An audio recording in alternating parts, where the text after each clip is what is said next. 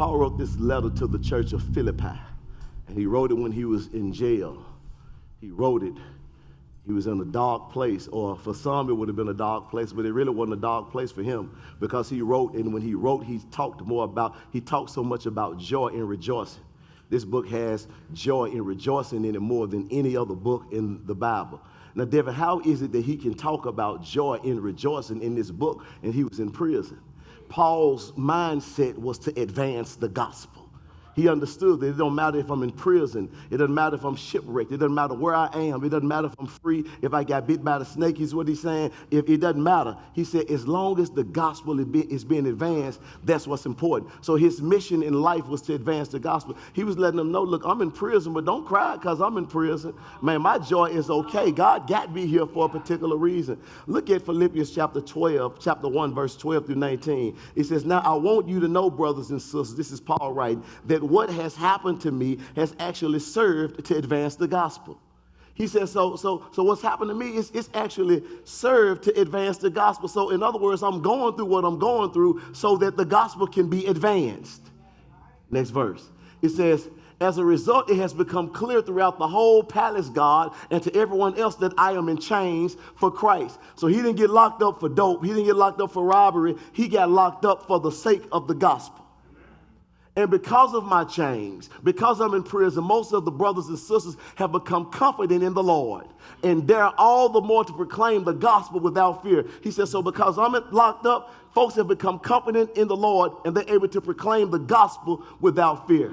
Sister Rebecca, they're able to minister the gospel with boldness. It is true that some preach Christ out of envy and rivalry, but others out of goodwill. So some folks, they preach Christ out of envy.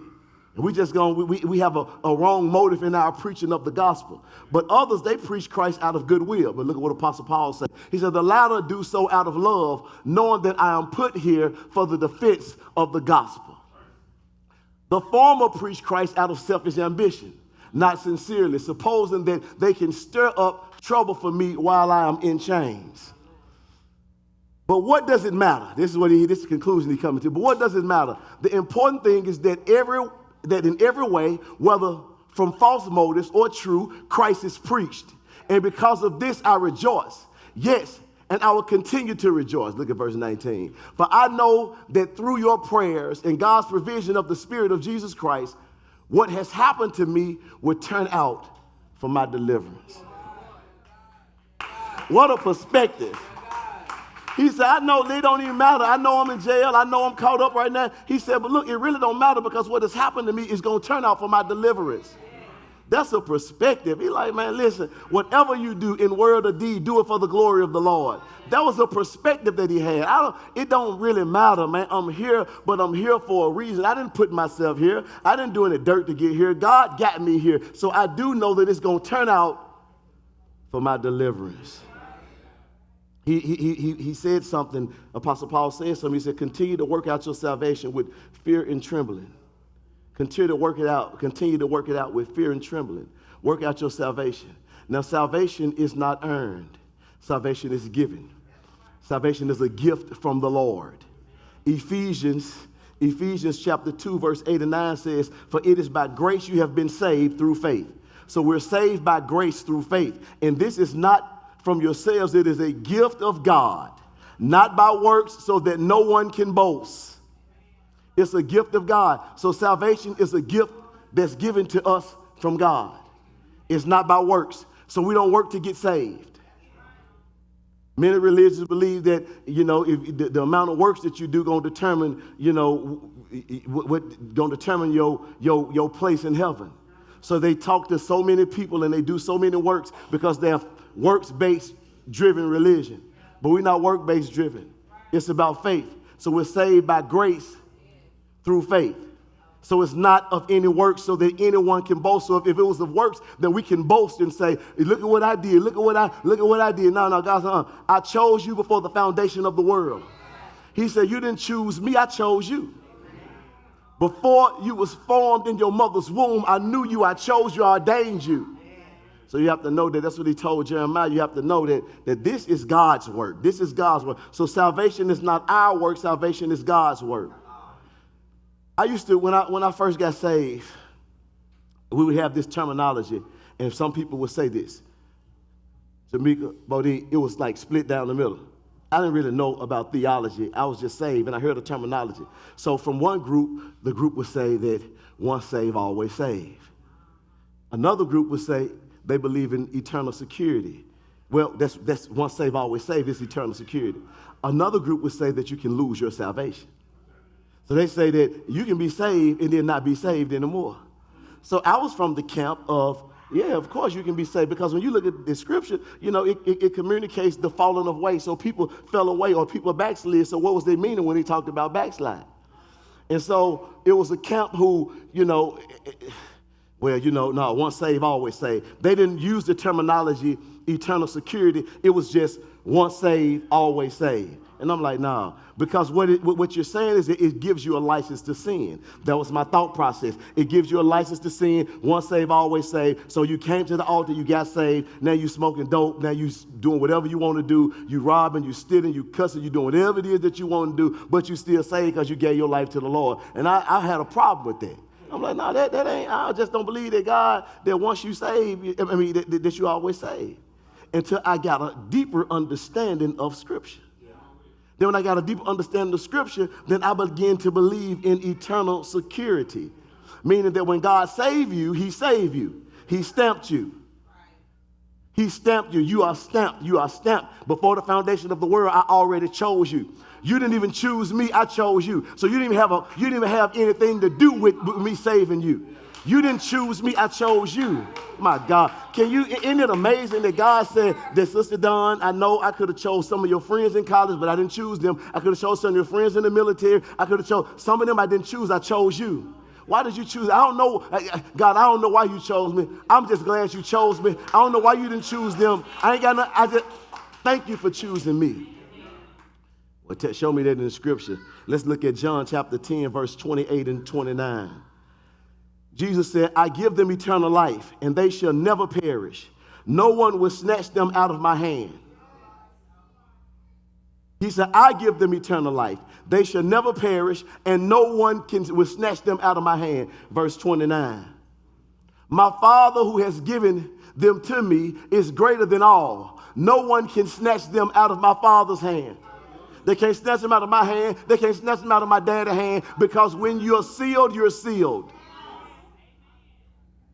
So what about the falling away? What about when people fell away? What about, you gotta talk to me about that, because, all right, okay, so little Chris came to the altar. He gave his life to the Lord. And then little Chris back there slanging dope. He in the gang. He got the pistol. He's shooting people. So little Chris lost his salvation. So did little Chris lose his salvation? Or was little Chris ever really saved?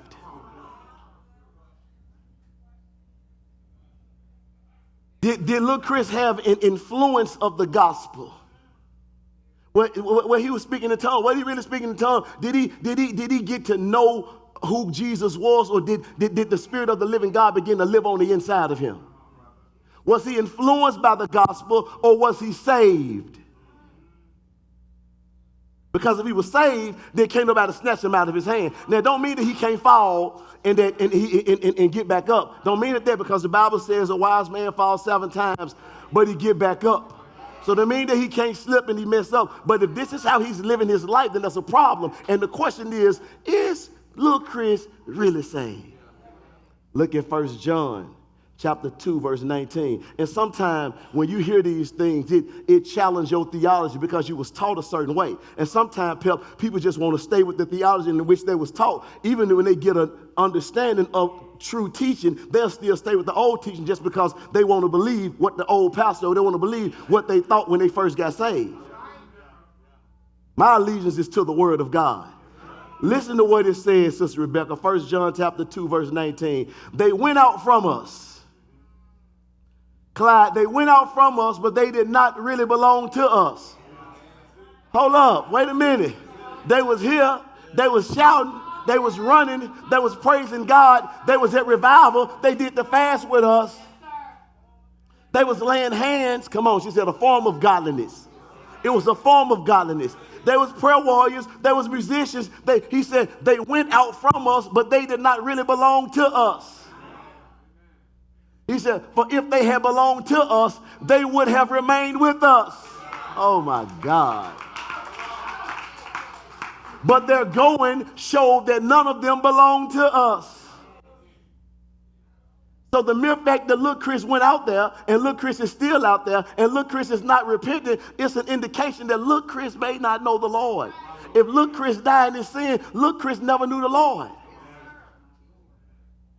The form of godliness. So it's eternal security. So see, here's the truth of the matter, Sister Dunn, because that's a hard theology, that's a hard teaching. But the truth of the matter is this: we don't know who's saved. See, it's that part. We don't know who's saved. We don't know who's saved. Everybody that's saying, Lord, Lord, don't mean that they know him. Everybody that's speaking in tongues don't mean that they know him. Everybody that's shouting don't mean that they know him. Everybody that's singing don't mean, everybody that's serving does not mean that they know him. They went out from us. That's an indication that they was never really a part of us. They was just influenced by the gospel. They had behavior modification rather than hard transformation. Your behavior changed. Your behavior changed. I'm trying to negotiate with God. God, I'll go and stop selling dope. Now, that's behavior modification. God wanted to transform my heart. You can stop selling dope and you'll just be a sinner that don't sell dope. I want your heart. I want to be Lord of your life. I want to be your boss. I want to own you. Verse 13, Philippians chapter 2. He says, for it is God who works in you to will and to act in order to fulfill his good purpose. It's God that works in you. So, verse 13, chapter 2 of Philippians. For it is God who works in you to will and to act in order to fulfill his good purpose. So in other words, we have to get the word and live it out. We have to work out what God has worked in us. Salvation is worked in us. So now that salvation is worked in us, we have to work out salvation. So in other words, how do you show that you're saved? How do you work it out? You can't just be around, I'm saved, I know the Lord, I'm saved, I'm cussing like everybody else cuss. I'm saved, I know the Lord, I'm doing what everybody else doing. I'm saved, I know the Lord, I'm having sex with everyone. I'm saved, I know the Lord. No, you got to work it out. Show your salvation. Show the fruit of your salvation. So salvation is worked in us, but now we have to work it out of us with fear and trembling. What do you mean with fear and trembling? With fear, with reverence of the Lord. I'm working out my salvation with reverence.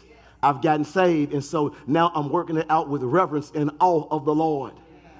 So when I'm 7 years in, I don't become so calm, because when I first got saved, I was like, I got to be on point. I got to do the right thing. I got to say the right thing. I can't say certain things. I can't go certain places. I can't look at certain things. But now I'm 7 years in. I mean, it is what it is. I can do what I want. I mean, I can just, compromise a little bit. No, I'm still in awe of God, and I'm still trembling before God. I still have reverence for God. He ain't become that common, because, sometimes you can be with a person, and when you first meet them, you can respect them. And then once you're around them long enough, you just kind of become common with them. It don't matter how long you're around the Lord, how long you've been saved. You need to make sure that you always reverence God. You always in awe of God. You're looking back and say, God, you're my daddy, and I got the utmost respect for you. You know that with kids, sometimes you be with kids and they first, yes sir, no sir, then they get to know you, start laughing and playing with them, and then they just kind of disrespect a little bit. They kind of check you and all this right here. So sometimes you got to keep them at a distance because they don't really know how to act. But God ain't going to keep himself at a distance from us. We just got to know, God, I still respect you. I've been saved now over 27 years, God. And God, I still yearn, God, Lord, to be in your presence, God. I still tremble at your name, God. You first got saved, and when you first got saved, and now you'll say whatever. You didn't want to think a wrong thought. You thought a wrong thought, you repent, forgive me, Lord. You come off of a fast. You ever came off a fast, you didn't even want to go back to social media, because your spirit was so sensitive, and you like, I don't even want to get on social media because, they cussing. You just felt some kind of way about, all this stuff, trying to pollute my spirit. I'm like, you've been in the holiest of holies, and it's like, I don't want this stuff to pollute my spirit. You have to continue to stir up the fire. You have to continue to fan the flames in your life. He ain't going to fan them for you. You got to fan the flame in your life. Sometimes we forget to fan the flame. You got to fan the flame. You got to fan it. You got to make sure. Still on fire, Clyde. Was on fire 27 ago. Still on fire, man. Still on fire. The longer I stay with him, the longer I get to know him, the more on fire I become, because I'm in awe of what he's doing. I'm in awe of his presence. Oh, that's just God. Oh, that's just whatever. I ain't joking like this. I'm scared. Work out your own salvation. Work out your own salvation with fear and trembling. Do everything. This is how we do it. This is how we do it. Do everything without grumbling and arguing. So we working it out. So this is how we work it out of us. We do everything without grumbling or arguing. This is how we work it out on our job. So we got saved and we know the Lord, but you're on your job complaining. You're on your job, you're in your house complaining. You got something to say, you're being really negative. You're not working out your own salvation. People need to see that this is truly a woman of God. This is truly a man of God. In every area of your life, Apostle Paul says, do everything without grumbling and complaining. So when they ask you to serve, when they ask you to move something, when they ask you to be on time, when they ask you to sing, when they ask you to come in early and leave late, do it without grumbling and complaining. Not because you want to do it, but because you don't serve them. You serve as unto the Lord. Listen, when you at Amazon, you serving as unto the Lord. When you at Methodist, you're serving as unto the Lord. When you at the schoolhouse, you're serving as unto the Lord. It ain't got nothing to do with your supervisor. You're serving as unto the Lord. How do you serve the Lord? So that you may become blameless and pure children of God. So do everything without murmuring and complaining, so that you may become blameless and pure children of God, without fault. Listen, without fault in a warped and crooked generation. So Apostle Paul says we living in a warped and crooked generation. He says, listen, don't do everything without murmuring and complaining, so that you may become blameless. They need to, my God, people of God, they need to see you and say that she's blameless. They need to see you and say you're blameless. You have a good attitude. Joseph was blameless. Daniel was blameless. The Hebrew, they were blameless before God, so that they may become blameless and pure children of God, without fault in a warped and crooked generation. Listen to this, because the generation is crooked and is warped. But you're not crooked and warped. On the job is crookedness and warpedness. But you're not crooked and you're not warped. They doing stuff under the table, but you're not doing it. They mistreating people, but you're not mistreating people. I don't care what they doing. I was in a situation and I knew, like, man, I don't like how you talking to the people, but I don't serve you. I'm serving as unto the Lord.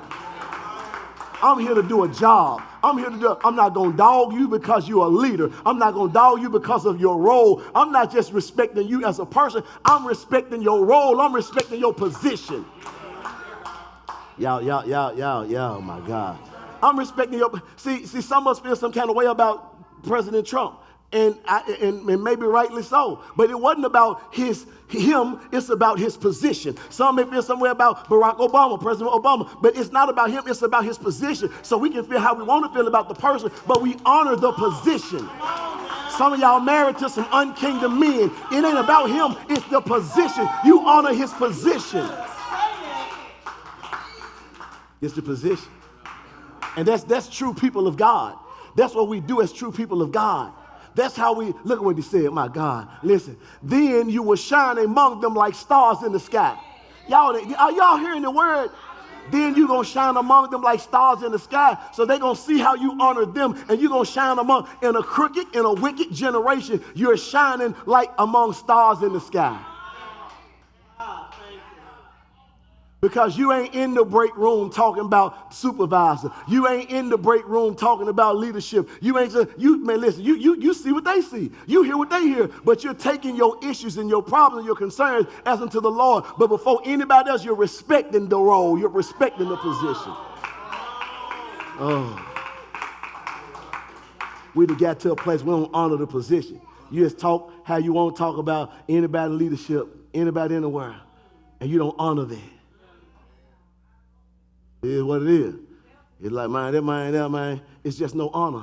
But as believers, as believers, because some of us, we own this social media. We got social media pastors, TikTok pastors, Facebook pastors, plies out your pastor, and cats that just show up your pastor, and they're messing up my energy, and if they're not supporting you, then you don't get. Man, these folks, like, what you talking about, man? I don't take my cues from you. I take my cues from the Lord. I don't get it from you. What does the Word of God say about me? You sound really good. You sound very intelligent. You sound articulate. You got a whole lot of money, but to be friends of the world is to be intimate with God. I don't care how much money you got. I serve the Lord.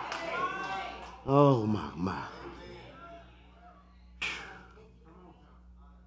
Then you will shine among them like stars in the sky as you hold firmly to the word of life. And then I will be able to boast on the day of Christ that I did not run or labor in vain. You're gonna be able to vote. You're gonna be able to boast in Christ that I didn't run. I didn't do this thing in vain. I did this with a purpose. So sometimes you just gotta be quiet. Sometimes you just gotta use wisdom and shut your mouth. Don't say anything. Some of you need the gift of shutting your mouth, of being quiet. When everybody talking, just shut your mouth. You ain't got to add to it. You ain't got to gossip. It's just something in you that's just coming out. Shut up. And just help me, Lord. Help me, Lord. Help me, Lord. Help me, Lord. Help me, Lord. You just got to say something. Look at somebody next to you and say, shh.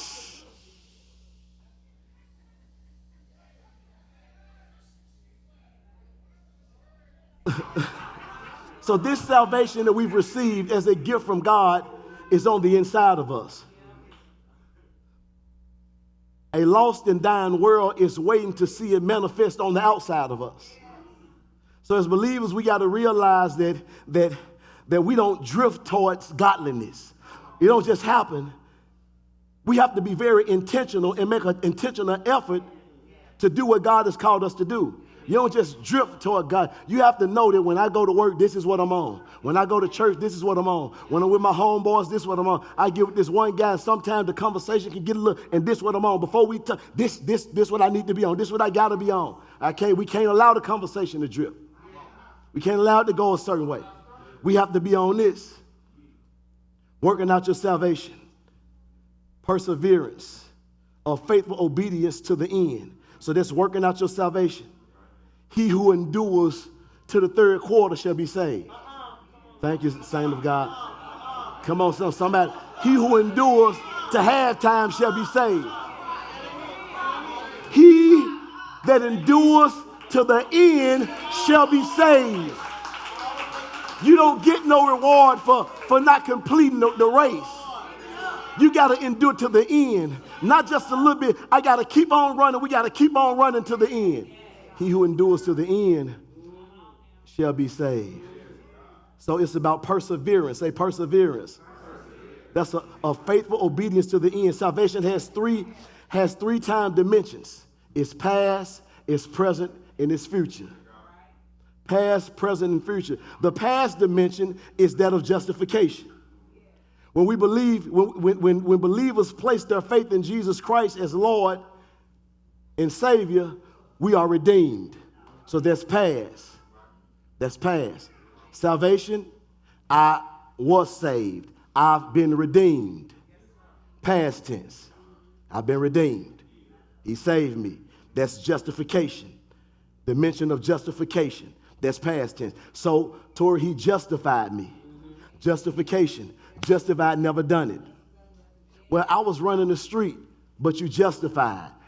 When I saved you, I cleaned you up. It's just if you never ran the street.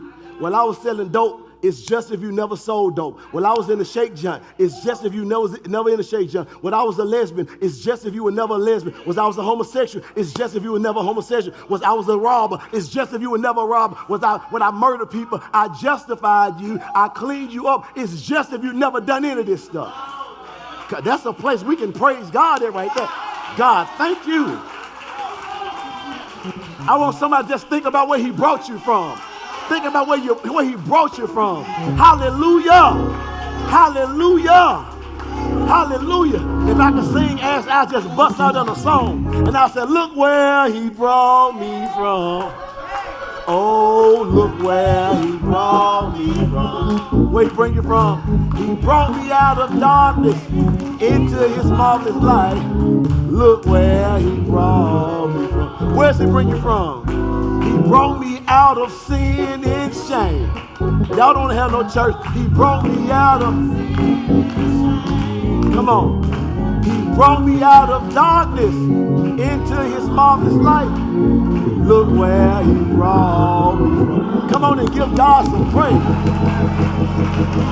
I thank God for justification. He justified me. He justified me. He made it if I had never done it. God, I thank you, God. So when you see me, you don't see me. You see your son, Jesus Christ, with the righteousness of God. Hallelujah. Hallelujah. So that's the past dimension. The past dimension is that of justification. He justified us. The present dimension is sanctification. That's the time between a believer's justification and his death or the rapture. That's the second aspect of it. So the first is his justification. The second is his sanctification. And the third is his glorification. So in fact, when salvation is completed and believers receive their glorious body, believers therefore have been saved, are being saved, and we're going to be saved. So it's present, it's past, present, and future. We have been saved, we are being saved, and we will be saved. He justified us, he's sanctifying us, and he will glorify us.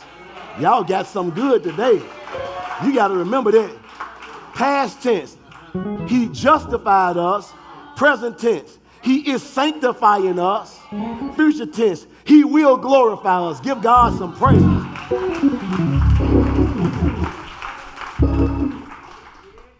We got to have a healthy fear of offending God through disobedience and being off his holiness. A healthy fear of like, I don't really want to, you know what I'm saying? I don't want to dishonor him. I don't want to say anything that's not going to please him. I don't want to use his name in vain. I don't even say, oh my God, unless it's something real. And I share with one of my mentees, like he just flippantly used, oh my God. No, man, oh my gosh, or something. Let's not just say, oh my God, unless it's a real oh my God situation. We don't just say, oh man, he fresh, oh my God.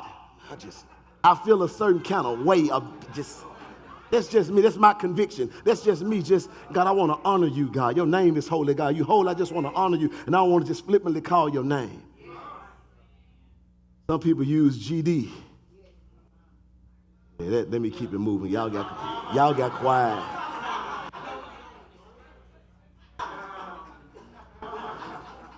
Some of us lost our sensitivity to the Spirit of God. Where's your sensitivity to the Spirit of God? I want to be like you. Without holiness, no one should see him. No one, you ain't gonna sin without holiness. So sometimes we just move away from that. We move away from holiness. We move away from sanctification. We just like, that's the sanctified church over there. When he called all of us to be sanctified, when he called all of us to be holy. Look at Luke 6:46. Why do you call me Lord, Lord, and you do not do what I say? Y'all didn't hear that. He said, this Jesus talking, he said, why do you call me Lord, Lord, and you do not do what I say? So we have to look at the word. God, what do you say in your word? You call me, he said, you call me Lord, Lord. You come to church, you call me Lord, you give, or whatever it is that you do, you don't go to church, whatever it is that you do, but you call me Lord, Lord, you don't do what I say. We have to work out our salvation. How do I use what I get and apply it to my life?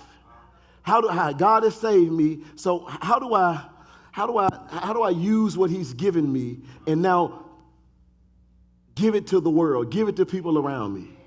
I have to apply this to my life. I got to do something about it. So in other words, things that I don't want to do, that I need to do. Things that I need to, things that I want to do, I can't do them because he's my Lord. What do you say about me? It don't matter my opinion about certain things really don't matter. Because whatever his opinion is, I'm in agreement with that. We did a whole sermon series called What He Said. Well, disregards you the apple of his eye. What he said. When he talk about this, what he said. I have no opinion. And then some pastors, they shy away from, well, what do you think about this particular subject? Well, I think, no, whatever the Bible said, whatever the word of God say, I believe that. Look at Matthew chapter 5. So we got to walk it out. Wives, husbands, don't be at church. Family, don't be at church, and your family know that you go to church, and you invite them to church, but then you live just like them, and you act just like them, you cuss just like them, you smoke just like them, you do. It's like, man, bro, you ain't doing nothing different than what I'm doing. You still, we do the same thing. You just go to church, and I don't. But we are the same. It has to be a difference that we are not the same. We ain't the same, man. I love you, but we not the same. Look at Matthew chapter 5, verse 23 and 24. Therefore, if you are offering, you got your, yeah, come on, go get it. I'll read this first, just be ready. Therefore, if you are offering your gift at the altar, and there remember that your brother or sister has something against you, listen to this, Ashley, listen. All right, here we go. Now go back to verse 23. If you are offering your gift at the altar, and there remember that your brother or sister has something against you, not you got something against them, they got something against you. See, I ain't really get that until later on. I was kind of thinking that if somebody got an ought against me, if I got an ought against somebody, I need to go and get it right. No. If they got an ought against you, Jesus said, I want to touch your heartstrings. I want your heart. He says, verse 24, leave your gift there in front of the altar. First go and be reconciled to them, then come and offer your gift. So in other words, if somebody feels some kind of way about you, don't think you can come and get your worship on at church and get your praise. I don't even want your praise and your work. I want you to go and get it right with them, then come back and praise me, then come back and worship. Leave your gift at the altar, leave your money, leave your stuff, and come back and go back and get it right.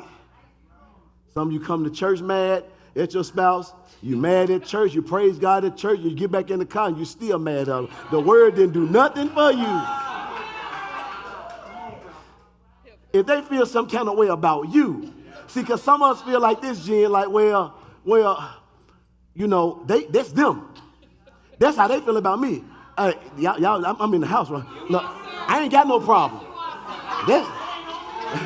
You know what I'm saying? I'm getting it off of me like, hey, look, I'm doing me. I'm doing me. You going to have an attitude, that's on you. You ain't going to speak to me, that's on you. But if they got an attitude with you, then it's your responsibility as a believer to go back and ask them, so what's going on? Is something going on? Have I done something? Can I do it right? You helping us. That's the word, ain't it? She said, you helping us. My junior high coach used to say, it's hard, but it's fair. It's hard, but it's fair. That's some tough stuff. Jamie, you hear that? Like, they feel, man, Jerry feels some kind of way about you. Man, forget Jerry, man. I'm going to church and I'm praising God. Hey, praise the Lord. Hey, bro, you coming to give your tithe and your offering? No. And he said, go and get it right with Jerry. I ain't getting nothing right with Jerry. Jerry don't want he don't want to talk to me. No. You go and talk to him. You go and make the attempt to talk to him because you ain't got no problem with him. He got a problem with you, and that's a problem. When he got a problem with you, you need to go and get that right.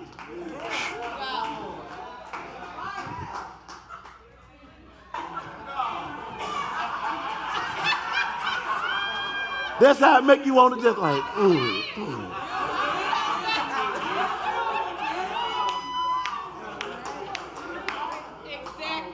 And go back, don't go back like, what I do? Okay, I made you upset. Okay, no, go back. Is it anything that I did? Because see, when you first got saved, oh yeah, I'm asking everybody for forgiveness. The dog for, I'm sorry, my bad. I ain't mean to do it. Because God has saved me. I ain't got no problem with nobody. But you done been here for a while now. You like, man, that's on him. He don't want to speak. Whatever.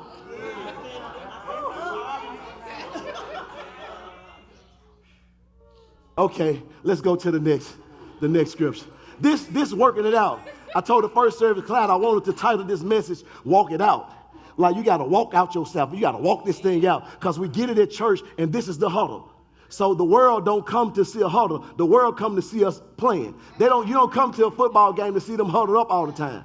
You come to the game to see them playing. Man, you huddle up in here. So the world want to see us putting some action to what we've been huddling up about. Here's the huddle. I'm talking to y'all. Here's the huddle. We got to go out. We got to live right. We got to go out. We got to make sure that we own our business. We got to forgive people. We got to love people. We got to witness people. We got to tell them about the Lord. Here's the huddle. Mike, you got to love your wife like Christ loved the church. I know that she upset with you. You got to go and ask her, baby, is there anything I can do? I don't want to talk. She got an attitude. It's my talk to you. But Mike, that's your response. Oh my God, that's the huddle. So now you got to go home and implement what you learned in the huddle.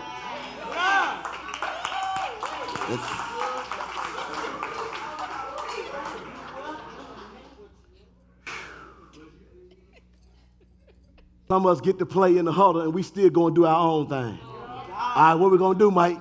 I'm going to tell you, it's football. We're going to run a 9. All right, okay, we run a 9. We're going deep on the pad. Okay. You want me to go deep? And then you go short. Bruh, what you doing? We said go deep. This how you win. Man, I'm not going deep. It's free safety over there. I'm not going deep. You lean into your own understanding. Trust in the Lord with all your heart and lean not into your own understanding. When scripture speak, we shut up. When scripture talk, we be quiet and we do what scripture say do. You can't lean to your own understanding. That's why things are still the same in certain areas in your life because you're leaning to your own understanding. He said go long and you go short. Break the huddle and go long when he say go long. But it hurt too bad to go long. It hurt too bad. They hit too hard. It hurt too bad. Man, go long. He got your back. You got the helmet on. You got the shoulder pads on. You got everything that you need that even if it hurt, he gonna pick you back up. Yeah. Settle matters quickly with your adversary. Did I give y'all this one? No, I'm talking about the media team. I think they're trying to get me. I just gave y'all them two. Let's go to verse 27. There we go. They on point. They were like last service. They didn't produce enough. Now they giving me overload. Like yeah, ask for it. Now we're gonna give you what you didn't ask for. You have heard that it was said you should not commit adultery. Here you go now. Here you go. Roberta would have said now you're meddling. You're meddling now. See, I'm meddling right here. But I tell you that anyone who looks at a woman lustfully has already committed adultery with her in his heart. You're meddling now. Like, because it was first don't commit adultery. But now you can't even look at her and lust about her in your heart. Because if you've done that, then you already committed adultery. It's quiet now. Like it's, so this is what I want to help you with. Now, just because you had a bad thought, you can be you can be coming out of prayer with a bad thought. Some of y'all was in church and had a bad thought. You want to whoop somebody in church, you had a lustful thought or whatever it is. But when that thought comes, don't ponder on that thought, cast that thought down. Bring that thought captive. So when it comes and it's inappropriate, you got to lock the thought up. Now, I'm taking you to jail. You going to prison. I'm taking you captive. You get locked up. You have no place in my mind. You can't just let it go rampant in your head. Girl, you know you want him. No, I don't. Devil, you a lie. I don't want him. See, he married to her. You know you know you want to sleep with that man. I don't want to sleep with him in Jesus' mighty name. That's why we hug like this. Come on, Sister Ann. Listen, this is my cousin. This is why we hug like this. All right? Because some folks abstaining and they ain't had nobody in a while. All right?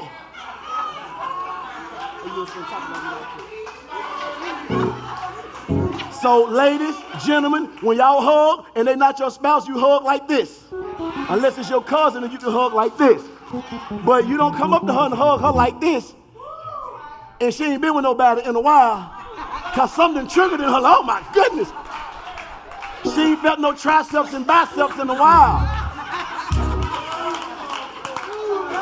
She said, that's why I squeeze his arms.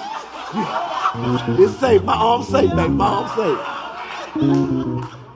So we have to guard ourselves. Just trying to keep us safe.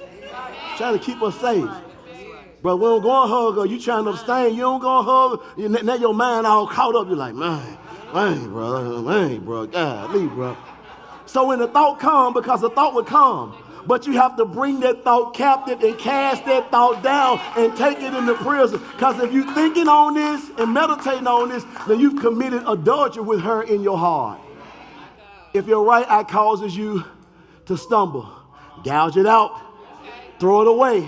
It is better for you to lose one part of your body than for your whole body to be thrown into hell. I'm telling you, it's a person I know that they were caught up in a situation. They were making a lot of money though. I said, listen, I don't care how much money you make. You either gonna get out of this inappropriate situation, man, or quit your job. I can't quit my job, man. I'm making this money. Hey, your family's at stake. And not only your family is at stake, your soul is at stake. I don't care what you got to do. Move out of the city, quit, go do find another job, go to UPS, do something, get out of this situation. Sometimes if you got to move out of the city, if you live around the corner, whatever you got to do, cut the data off your phone. If you're addicted to pornography, cut the data off. Well, I need this for my job. I won't be able to watch internet. Don't watch the internet. It don't matter. Look, I'm watching 3, 5, and 13. That's what I'm watching. I ain't got no internet right now. Because I'm addicted to porn and it keeps on calling me. And if my right hand causes me to sin, he said, cut it off. If he said cut your arm off, cut your hand off, then you better know you need to cut the internet off. We just friends, but every time with your friend, you keep on falling with your friend. You keep on, we just cool, but you keep falling with your friend. You keep messing up with your friend. You keep getting drunk with your friend. Cut your friend off. Yeah, thank you, 3. Thank you, 2. I appreciate y'all. Thank you. Thank 3 people. I appreciate you. Oh, it's quiet. Like it's you got to be willing to do it. You have to be willing to cut it off.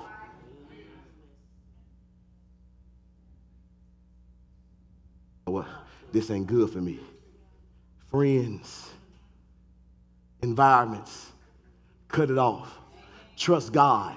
God, I'm going to trust you, God, because this environment sucks me in. This environment pulls me in. God, when on this block, strippers on this block, and I used to love the strip club. So guess what, God? I can't work on this block. Well, you ain't going to have no money. God, I'm trusting you, God, that I'm going to walk away from this right here, God, and you're going to provide. God will provide. Walk away from it. God will provide. Some of y'all that shut me down right there, like, and you find yourself constantly caught up. Because you don't cut it off. You got to cut it off. Look at somebody and say, cut it off. Cut it off. No.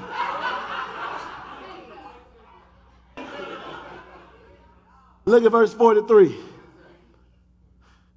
Listen, we working it out. So I was going to title it Walk It Out, but I said, no, I ain't going to say Walk It Out or title it Walk It Out because they'll go crazy. Some of them, the little millennials, I remember, walk it out.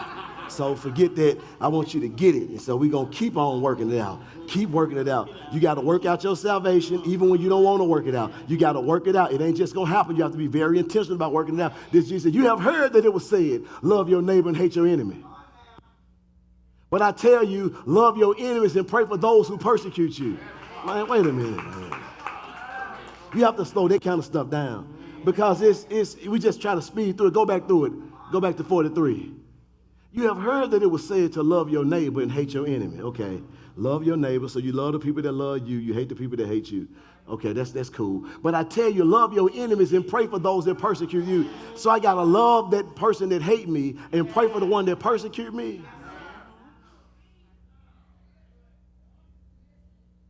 Is that it? That you may be children of your Father in heaven. He caused the sun to shine, to rise on the evil and the good, and sends rain on the righteous and the unrighteous. If you love those who love you, what reward will you get? If you love those that love you, you ain't did nothing. You mess with who mess with you. You rock with who rock with you. You ain't done nothing. Because see, Jen, we into ourselves though. We set in our ways, and I'm not getting out of my way. Some of you are in your own way of being free, of having a breakthrough. You your own God, you your own Lord, and you don't get this. There's something wrong with this. If you love those who love you, what reward will you get? Are not even tax collectors doing that? And if you greet only your own people, what are you doing more than others? Do not even pagans do that? Come on now. Colossians chapter 3, verse 13. Bear with each other and forgive one another. If any of you has a grievance against someone, forgive as the Lord forgave you. I was talking to a young man, and he said, man, he was talking about Ja Morant, and he said, man, Ja Morant, just like, man, the man is just for real messing up. How is it that you got all of these millions of dollars and you just mess up, you won't do right, you got off on this gun, showing the pistol, now you picked up, you showing another pistol. How is it that you're doing, man, I just couldn't do that. Then he said the Lord convicted him. He said, man, because I look at myself and I'm like, how is it that you still doing the things that you said you wasn't going to do, and you risking your soul? My God, you're risking your soul. He risking millions of dollars, but you're risking your soul. But what is a man profited to gain the whole world and to lose his soul? So we can say we want to say about Ja, but we taking chances with our soul.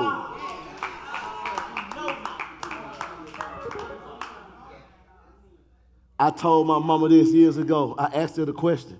This the question. What are you doing so important that you're willing to die and go to hell for? So you have to ask yourself, is the sex that good? That you're willing to go to hell for that sex? Is the money that good that you're willing to go to hell for that money? Are the tax money that good? Y'all don't have no church. Well, I ain't going to go to hell for cheating on my taxes. Let me move on. Let me move on. Every time I talk about tax, they get quiet. That's different. Government don't mess with me, I don't mess with the government. I want you to read this one, Antoine, Minister Claude. Matthew chapter 18, we'll start at verse 21 through 35. So we talking today. It's Jesus, he it's some business. Let's go. Then Peter came to Jesus and asked, here we go now. Lord, how many times shall I forgive my brother or sister who sins against me? Up to 7 times? Some of y'all mad, you mean, you go home, you at church, you worshiping, you praising God, you go home and you ain't talking to your spouse.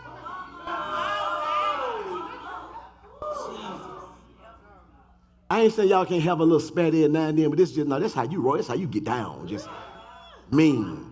Low down, mean, you low down. You trying to win them to the Lord, and they looking at you and they saying, I don't want that, man. Like, you can't win me, you can't influence me, and you done been to church and been praising God, and you come and you just let your mouth poked out. Was you like that when Pastor was preaching? Was you looking at him like that? You was raising your hand there, but you come here with me. Girl, bye. Let's go. Jesus answered, I tell you, not 7 times, but 77 times. Therefore, the kingdom of heaven is like a king who wanted to settle accounts with his servants. Listen to this. He began the settlement. As he began the settlement, a man who owed him 10,000 bags of gold was brought to him. Check this out. Look at this mentality. Since he was not able to pay, the master ordered that he and his wife and his children and all that he had be sold to repay the debt. Hold on, what happened? What happened?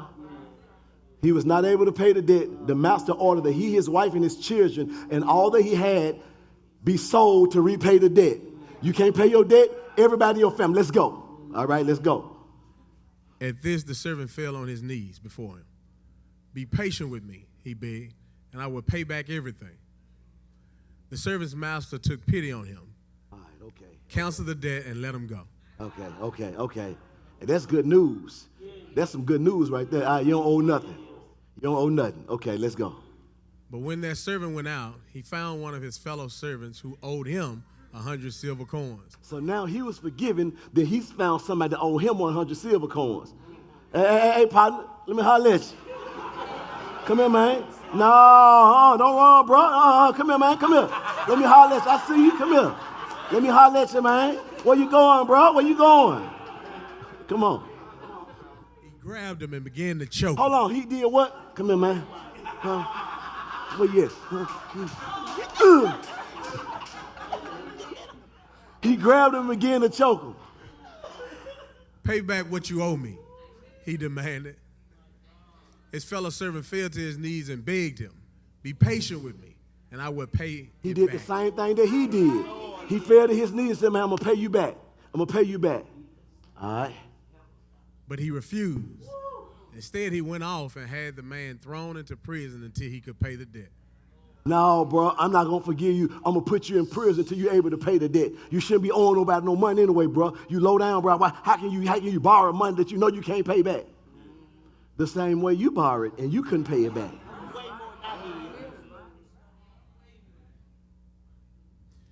When the other servants saw what had happened, they were outraged and went and told their master everything that had happened. Then the master called the servant in. You wicked servant, he said. I cancel all that debt of yours because you begged me to. Shouldn't you have had mercy on your fellow servant just as I had on you? Come on. In anger, his master handed him over to the jailers to be tortured until he should pay back all he owed. Come on, y'all. Come on, give God a hand clap of praise for that. So that's the mentality. You got to work out your own salvation. That's the mentality that some of us have. God has forgiven us, but we don't forgive nobody. He forgives us of our debts, and we don't forgive others that do us wrong. You're not working out your own salvation. How is it our lights have to shine before people that they see our good works and they glorify our Father which is in heaven? I'm about done. Cedar Springs, no, they look, I done been preaching the last couple of weeks, and I've been out there a little early. So I'm like, y'all, we gonna get out early today, praise the Lord. Them folks had 3 services, started at 8:15, and we was out of there about 12:15, 3 services. They were like, you got 25 minutes, 25. I'm like, all right, 25. I'm talking about we got 20, we got out of there. So we gonna, I'm like, hey, y'all, we ain't gonna be here all day. Amen. Amen. Amen. Amen. I was preparing. Come on, Shalon. I was preparing. And when I was preparing, this one woman came up to me. She knew me, and her mom does some things, and she was from out of town, but she's here, but she was out of town, and she said she's going back out of town. She said she wanted to come back home to right her wrongs with her mom, because her mom had done some things to her, or she perceived her mom to do some things, and just a list of people who had harmed her. She wrote them letters, and she felt really good about that. So she wanted to come home and right her wrongs to her mom, but her mom was very dismissive. Her mom didn't want to listen to her. She said, listen, I'm going to tell you, Pastor Myra, the woman that y'all see at church and see in the community, this ain't the same woman. She taught Jesus, but that ain't her. She wouldn't even listen. I was just, this is what happened. This is how this made me feel. And she didn't want to rap. So she did more damage now this second time around than before I came back. And I just listened to her. But she was at work and she had to get back to work. But I wanted to speak into her life because she was getting ready to go back out of town. Another woman came to me and she said, are you a pastor? Yeah, I'm a pastor. She was a waitress at this restaurant. Yeah, I'm a pastor. You preparing? Yeah, I'm preparing for a sermon. Yeah. What church? I said, Innovation Church. So we talked for a minute, and she said, so, what do you think about the gay community? And it kind of caught me, like, right at it, like, you know. And I said, we believe that homosexuality is a sin, like we believe that fornication is a sin, like we believe that adultery is a sin. We believe what the Word of God says. And she said, ouch. Like pretty much this conversation is over. Thank you so much, thank you. And so I was sitting there and I was wondering, like, did I respond the right way? Because I can respond in a way to communicate this message to her. But I want time to speak into her life. So I saw her a little bit later, and I called her back over. We began to talk. And so she was so bold about it. She was, said she lived with her lover. And so I said, so how long have you been living with your friend?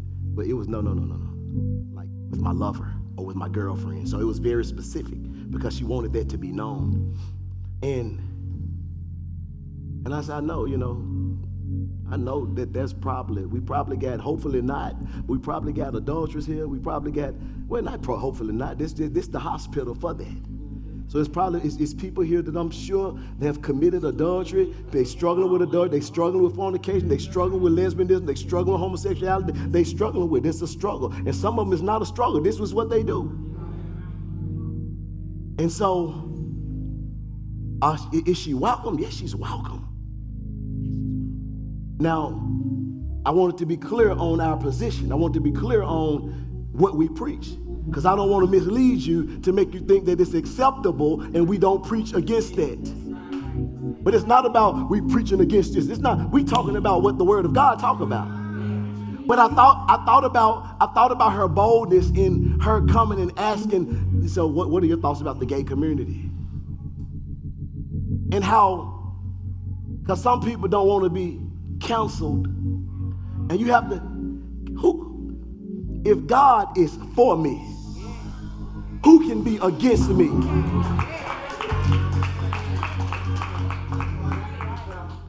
If God is for me, who do I care that counsels me? And so I'm boldly speaking about the Lord. And so a part of me was like, I want to, let me just try to, because I don't want to lose. And it is what it is. This is the position. She said, well, do you know of a church that, that accepts that? I don't know of that. But I was still nice to her. I talked to her. I asked her where she came from, how long has she been here. We had this conversation, and I would love to continue a conversation with her, speak into her life. Because I realized that, okay, now this the second waitress didn't say something to me, so I realized that where I was there on assignment. Yeah. It wasn't just about preparing, it's about God putting me in a certain place at a certain time to share him with somebody. We were out of town, and we was out of town. It was 2 men. We went to a university, and we was riding by the university. Every time, Mike, that I see a football field, something happening on the inside of me. I just be riding on the expressway, and I see a field, and I'm like,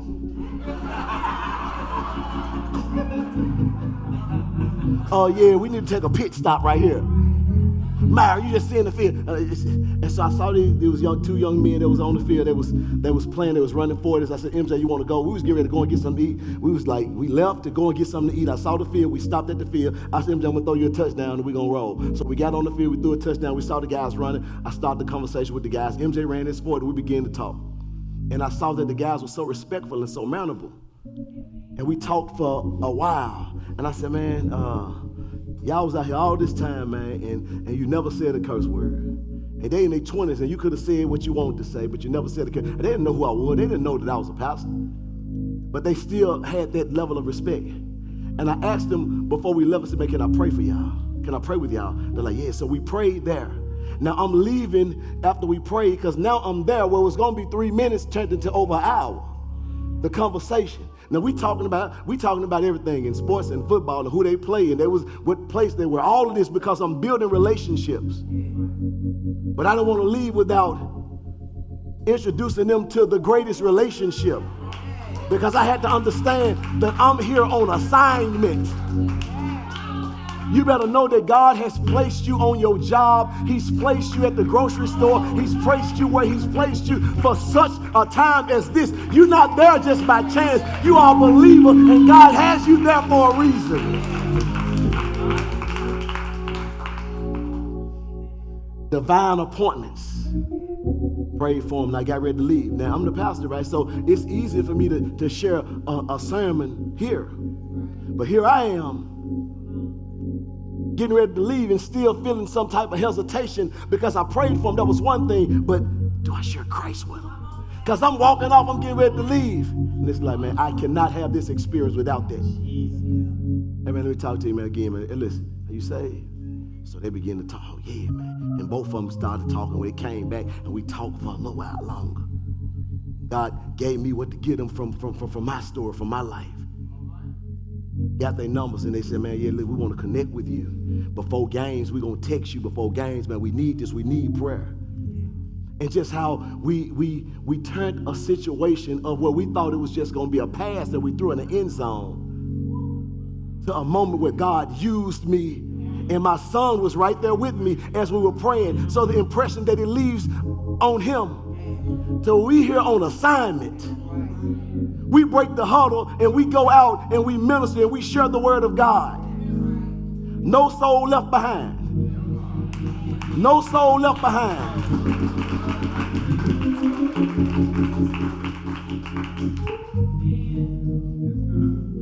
We have to be bold. You don't let nobody, you don't let the enemy punk you out. You don't let the enemy step up and you don't say anything. You don't let you step up, you speak up, you say something. This is what my stance, this is my position. I believe what the words say. It's not hate, because it's not hate. Look, this is what we believe. This is the word of God. And we're not gonna let you change a terminology or change a definition. This is the word. And this we have to own. Some of us, and maybe all of us, got loved ones that's homosexuals.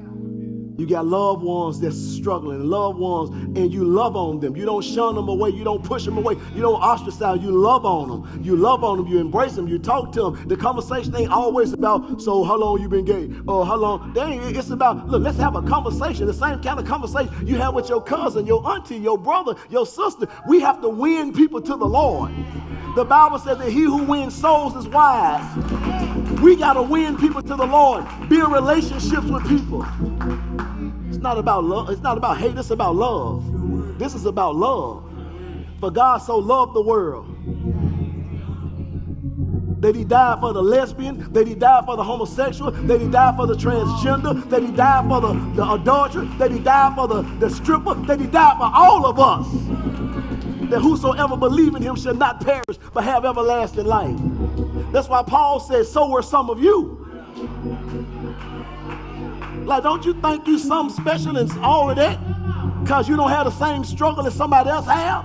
So you don't cast judgment on somebody because he's an adulterer or because he a homosexual or he a transgender. It's just now both of y'all seeing, y'all just seeing different. We don't embrace the sin because we have to understand this, that God loved the sinner, but he just hates the sin. You hear me? He loved the sinner, but he hates the sin. He hates your sin, your sin, your sin, and my sin. But he loved you, and you. And God does not lower his standards for anybody. God does not lower his standards for anybody. Just because your uncle is gay and he gay and you know what I'm saying, man, he good, man, he love, man, God don't lower his standards because your uncle. Because my uncle, because my cousin, because my whoever. He don't lower his standards. It is what it is. So sometimes we change our position because we know somebody and they're just a good person, whether they're a good person or not. I told my mama, what you doing? So you smoking dope? You willing to go to hell for smoking dope? You gambling? You got some stuff on the side? You got a little sneaky link? You married and you got a sneaky link, mama? Everybody over 45, a sneaky link is the side piece. Well, let me break it down a little. A sneaky link is somebody on the side. It's somebody you're having an affair with. Somebody a mistress, or Mr. is.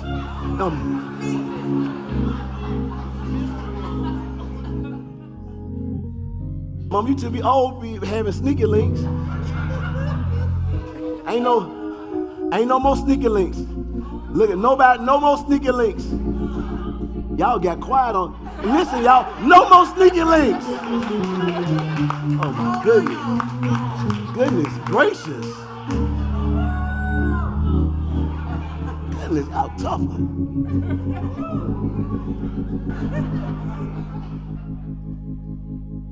No more sneaky links. You have been set free. You have been saved. You have been redeemed. You have been washed in the blood of Jesus Christ. No more sleeping ladies. Come on and give God some praise. We serve a mighty God. We serve a holy God. We serve a holy God. God is looking for us to share the gospel. He's looking for us to share his word. He's looking for us to be an example to a dying world. He said, listen, if you're ashamed of me, look at what Jesus said. If you're ashamed of me before this sinful and adulterous generation, the same will I be ashamed of before my Father in heaven. You ashamed? He called this generation sinful and adulterous. He said, if you're ashamed of me before that, I'm going to be ashamed of you before my Father in heaven. So the moment I wanted to compromise, I can't compromise. This is my stance. This is my position. This is the last thing. So I know this Muslim who was trying to convert me to Islam. I'm trying to convert him to Christianity. It was one problem, man. There ain't no sense us calling talking about this, man. Because I ain't going. So if somebody gonna go, you gonna go. Because I ain't going.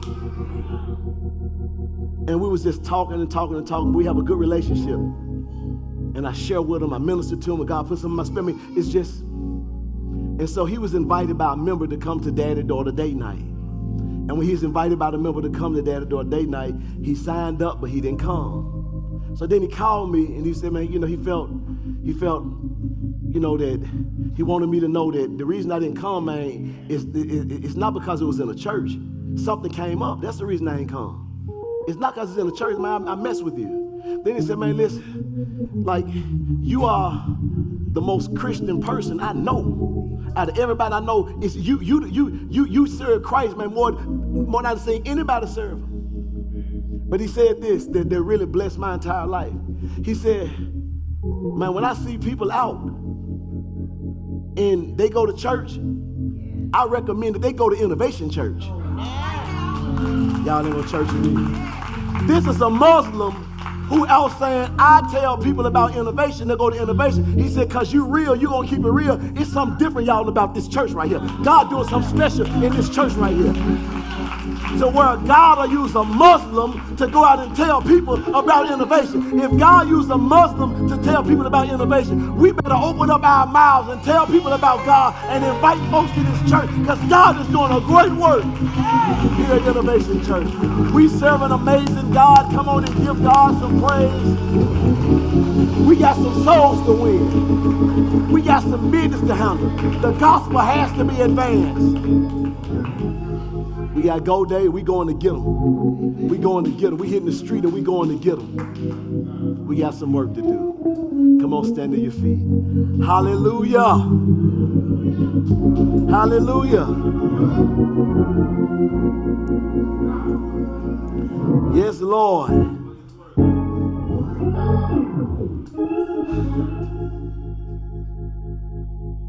Paul said in Philippians 1:6, being confident of this, that he who began a good work in you will carry it on to completion until the day of Christ Jesus. He done started something in you, and he ain't gonna stop until the day of completion. He ain't gonna stop. He gonna finish the work in you. Work out your own salvation with fear, with reverence, and trembling with awe.